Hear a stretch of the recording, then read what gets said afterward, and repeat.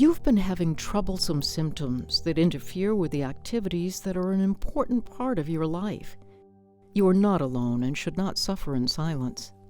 As many as 18 million adults, 85% of them being women, will experience unintentional leaking of urine, which is often called stress urinary incontinence, or SUI. You may be wondering what causes stress urinary incontinence.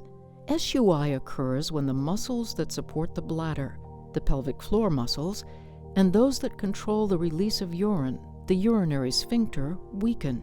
The bladder expands as it fills with urine. Normally, valve-like muscles in the urethra, the short tube that carries urine out of your body, stay closed as the bladder expands. This prevents urine from escaping until you reach a bathroom. But when those muscles weaken, anything that exerts force on the abdominal and pelvic muscles can put pressure on your bladder and cause urine to leak. For example, many women experience leakage when they cough, bend over, laugh hard, run, or lift something heavy. The good news is that you don't have to live with these symptoms. Depending on the severity, SUI can be treated several ways, both surgically and non-surgically. Following a discussion of these options with your doctor, you have determined that a mid-urethral sling is the best option for you. During a brief procedure, your doctor will place a piece of synthetic mesh under your urethra through a small vaginal incision. This mesh is called a mid-urethral sling. It acts like a hammock to restore the natural support to the urethra, which helps reduce the involuntary loss of urine. This procedure is considered the gold standard, time-tested approach for treating SUI. You may have heard stories or seen TV advertisements related to the use of transvaginal mesh.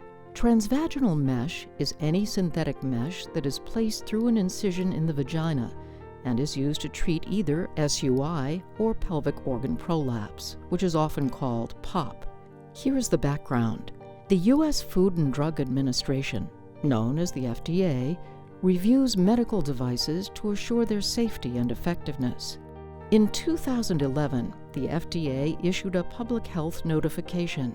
It reported higher than expected complication rates with transvaginal mesh for the treatment of POP, but not for SUI.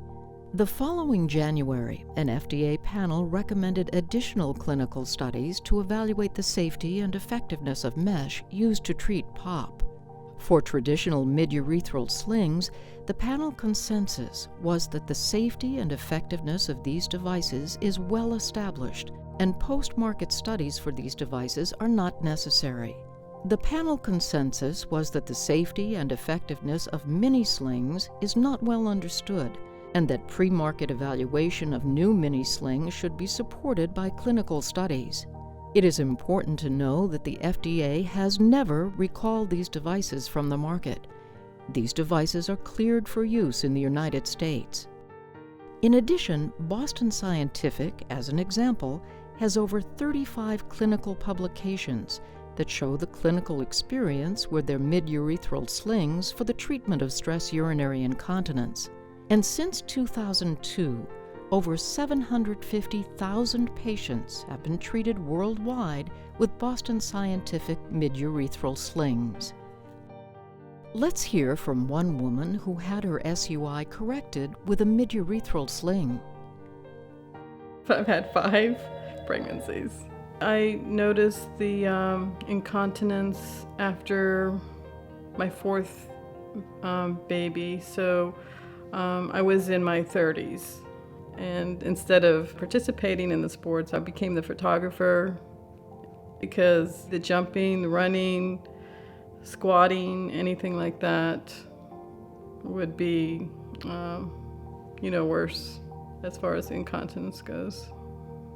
I dealt with it by, using the pads and trying to mask it as I could with clothing and making sure that there was a restroom available wherever I went.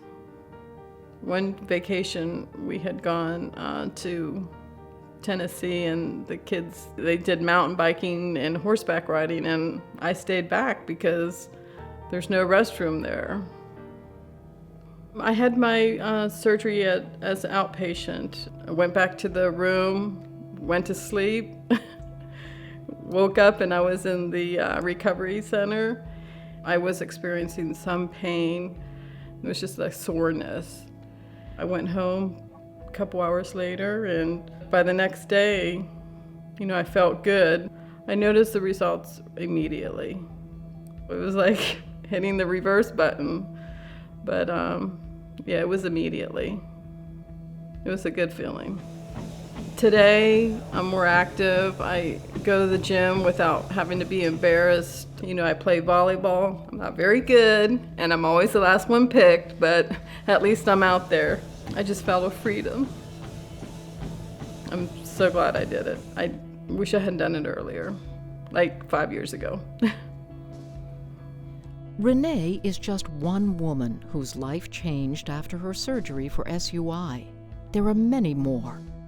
Your doctor will explain the advantages and risks based on your medical history and the surgical approach planned. He or she may have you sign an informed consent form.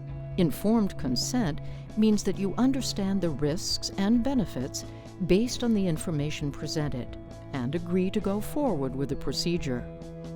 You may potentially encounter the following complications following your surgical procedure: pain, including ongoing pelvic, vaginal, groin, or thigh pain, and dyspareunia, which is pain during sexual intercourse, discomfort and irritation. Voiding dysfunction is defined as having difficulty with urination. Examples of voiding dysfunction are retention or difficulty with urination, obstruction or the inability to urinate, urinary urgency or the uncontrolled urge to urinate, urinary frequency or taking multiple trips to the bathroom, erosion, which is the presence of mesh material within the organs surrounding the vagina, exposure, which is the presence of mesh material through the surrounding tissue, extrusion, which is the presence of mesh material within the vagina, infection, vaginal discharge, bruising and bleeding. The highlighted risks are possible whether or not your surgeon uses synthetic mesh during your SUI repair. Mesh is considered a permanent implant. Removal of mesh or correction of mesh-related complication may involve multiple surgeries. A list of potential complications is listed at the end of this video.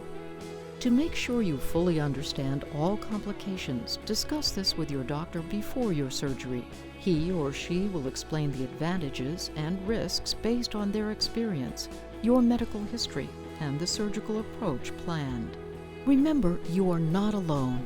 There are time-tested, proven treatments available, and most women see results right after their surgery. You've taken the first step.